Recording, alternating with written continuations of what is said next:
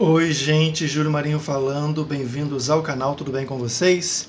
Então, hoje eu vou falar sobre um assunto que não vejo ninguém falar aqui, né? E me ocorreu assistindo o jornal, hoje aqui em casa, porque numa rua lá no centro do Rio caiu uma árvore e essa rua ela é famosa por conta desse assunto que eu vou tratar aqui hoje. Então eu acho que é um assunto bacana, um assunto bem interessante.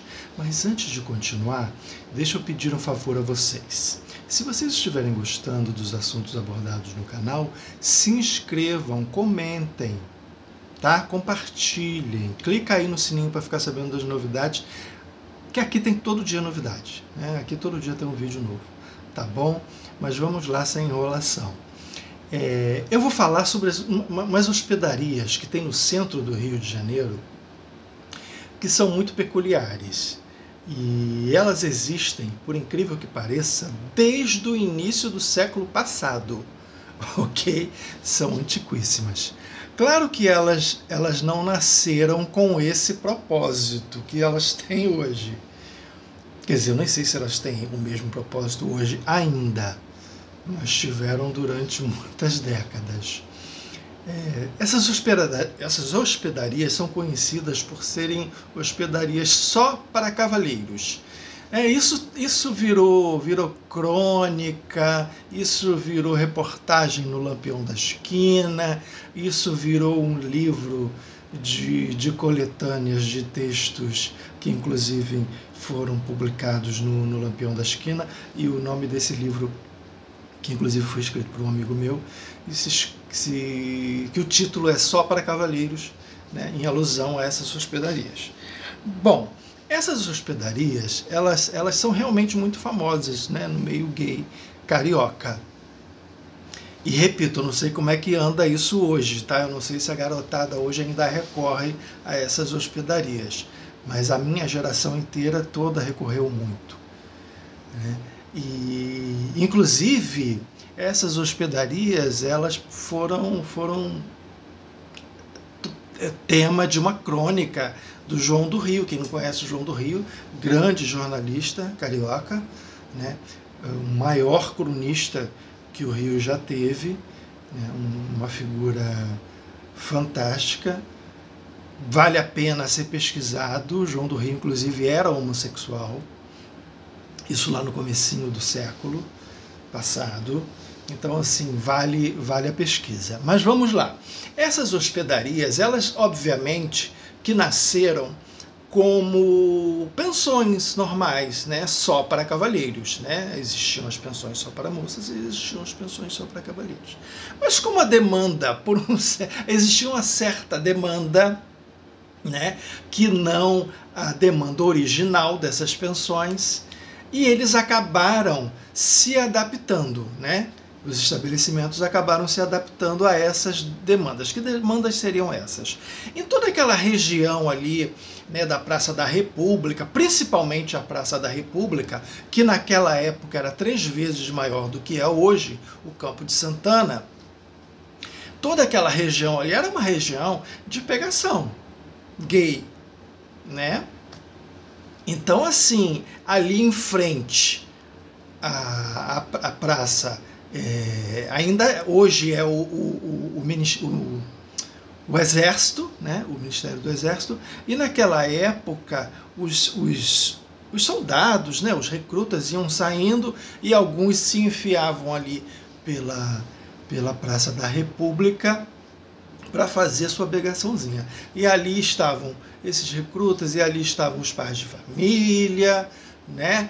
Os senhores respeitáveis, todos faziam uma pegaçãozinha ali básica no início da noite.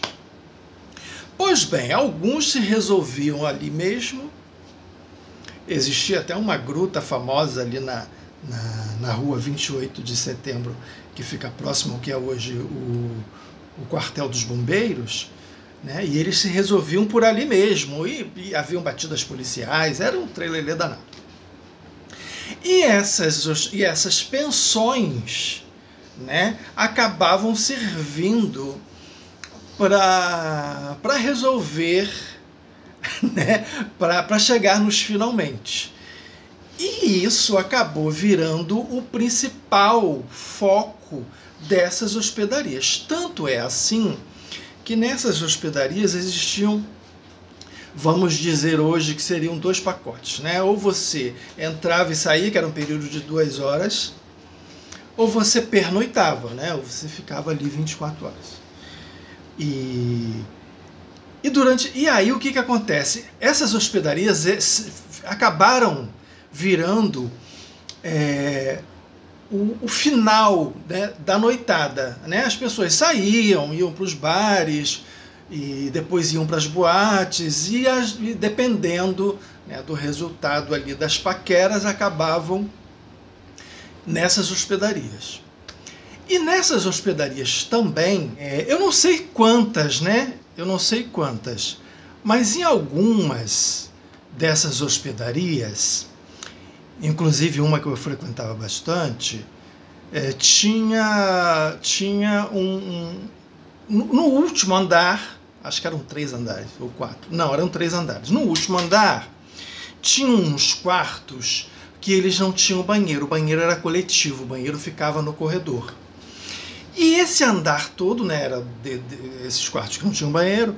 Então as pessoas iam sozinhas, alugavam um quarto, passavam a noite ali, e aí, né, durante a noite, madrugada, começava o movimento ali no corredor, né?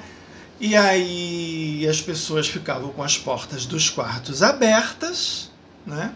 E ficavam ali circulando pelos corredores, rolavam altos papos nos corredores, né? E nesses papos e nesse rolê todo ali do corredor, acontecia, né, alguma paquera, alguma coisa assim, a pessoa já entrava para o seu quarto ou o quarto do companheiro. Enfim, isso rolava a noite toda. Então era muito prático, né? As pessoas simplesmente iam e lá conheciam seu par, né? E ali já resolvia o problema todo, depois ia para sua casa.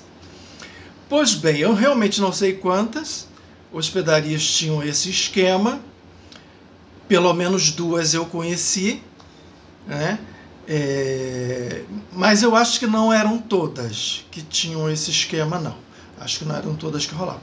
E uma outra coisa muito, muito interessante é que, claro, eu comecei a frequentar essas hospedarias ali no começo dos anos... Não, no começo não, na metade dos anos 80, né? E para vocês verem uma coisa muito engraçada, que não havia fiscalização alguma, tá? Entravam rapazes de menor idade, eu inclusive entrei, eu tinha ali por volta dos meus 16. Então, assim, não existia a menor fiscalização. Então, aí acontece, tinha uns esquemas muito, muito, muito engraçados, né? Tinha gente que morria de vergonha. E, gente, detalhe, essas hospedarias, né, rolavam 24 horas por dia. E não eram só à noite que as pessoas iam durante o dia, durante a semana, e era uma rua movimentadíssima no centro da cidade, né? Então vocês vejam como era engraçado, porque assim, às vezes tinha você conhecia alguém e essa pessoa era tão envergonhada, né? Não queria jamais que ninguém soubesse que era gay ou alguma coisa assim, ou que frequentavam essas hospedarias. E aí fazia o seguinte esquema, ia andando rapidinho assim, né, como se não tivesse acontecendo nada, e quando chegava na porta entrava assim de repente, para ninguém perceber. E na hora da saída era um horror também. Saía assim rapidinho, baixava a cabeça e ia embora. E tinham outros que iam além. Que fazia o seguinte esquema, entrava um primeiro, dava assim uns 2, 3 minutinhos e entrava o outro, para ninguém saber que estavam entrando 2 homens. Era muito, muito engraçado. Já de madrugada não rolava isso, porque ali de madrugada o centro do Rio todo era muito deserto, era uma rua deserta durante a noite também. Então não tinha grandes problemas. Não sei como é que é hoje, né? Faz décadas que eu não frequento esses lugares. Mas era uma coisa muito comum. Tá? Era uma coisa extremamente comum. Até porque, até o ano 2000, aqui no Rio de Janeiro, não sei nos outros estados, mas pelo menos aqui no Rio de Janeiro, até o ano 2000, era muito comum os motéis, hotéis, principalmente os motéis, né, recusarem casais gays. Eles podiam recusar, simplesmente. Né? 2 homens não podem, 2 mulheres não podem. Né? Eram poucos, na verdade, que aceitavam. E esses que aceitavam eram os locais onde você ia. Fora esses motéis que ficavam, né, fora ali do centro da cidade, do Rio de Janeiro, eram distantes, enfim. E o Rio de Janeiro, os gays sempre frequentaram muito mais o centro do Rio de Janeiro, né? Para tudo. Um pouco Zona Sul, mas muito mais o centro do Rio, até porque a maioria das boates ficavam ali, né? Tinha a Cinelândia, que era o grande ponto de encontro, nos seus auros tempos, né? Muitos bares, Amarelinho e outros restaurantes ali, onde as pessoas se encontravam para tomar um chopinho no final da tarde e dali saíam para onde tivesse que sair, ou para a hospedaria diretamente, ou para algum outro lugar antes. Né? Não era de bom tom e direto. Né? Passava a ser um cinema, alguma coisa assim antes. Era mais de bom tom. Mas o que eu tenho para falar dessas hospedarias para vocês? Então, aí não tinham, né, era proibido. Por isso essas hospedarias tinham tanta frequência, porque era no lugar certo. Né? Às vezes você nem estava ali perto, mas você ia para lá, porque era um lugar que você sabia que você não ia passar vergonha. Você sabia que não ia ter problema, que ninguém ia te olhar torto, que ninguém ia te olhar de cara feia, muito pelo contrário, afinal de contas, era dali que os donos desses estabelecimentos tiravam dinheiro. Então imagina, eles poderiam até odiar gays, né? Mas eles fingiam muito bem que não, para não machucar a frequência. E outro detalhe muito engraçado é que a maioria dos donos dessas hospedarias eram espanhóis. Eu não sei porquê, mas a maioria eram espanhóis. Aí no ano 2000 saiu uma lei, né, proibindo que os estabelecimentos impedissem a entrada e a permanência de homossexuais. Então os motéis acabaram tivendo que ser obrigados, né, a não proibir mais a frequência de casais gays. Mas o centro, essas hospedarias continuaram e continuam até hoje, né? E hoje em dia são até bem luxuosas. Outra coisa que eu queria dizer sobre essas hospedarias, que na época que eu comecei a frequentar, que a decoração era uma coisa muito feia. Eram horríveis. Sabe? Eram umas paredes assim, com umas flores enormes, muito coloridas, com purpurina. Era uma coisa horrível. E eu nunca entendi também uma coisa. Existiam 2 camas, uma cama de solteiro e uma cama de casal. Para que a cama de solteiro até hoje? Eu não sei, não faço a menor ideia.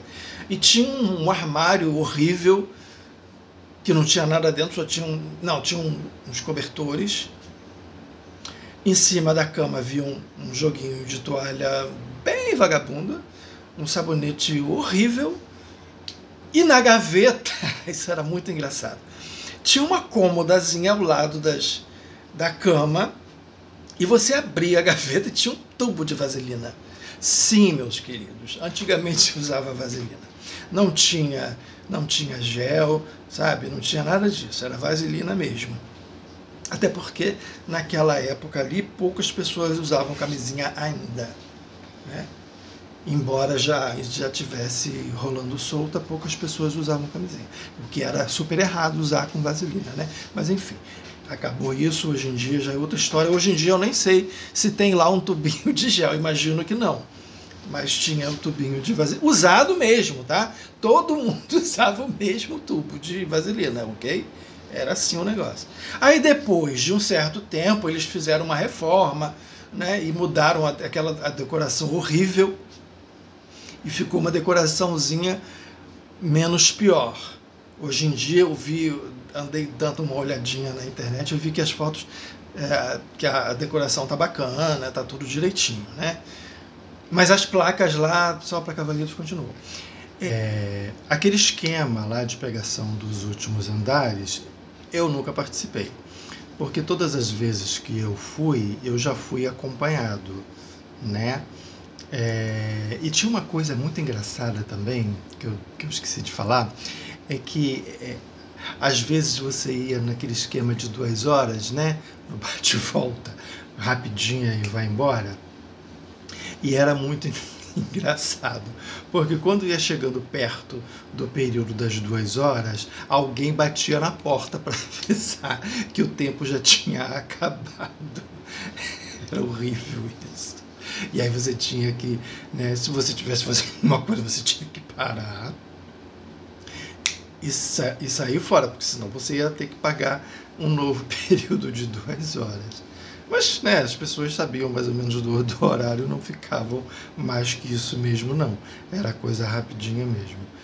Uma outra coisa que eu também esqueci que eu devia ter comentado é o seguinte: os tais tubos de vaselina eram usados realmente, eles ficavam ali até acabar. Mas quando você usava, o que você fazia? Você tirava uma boa parte da que tinha sido usada anteriormente, sei lá, dispensável, e usava, né, o resto.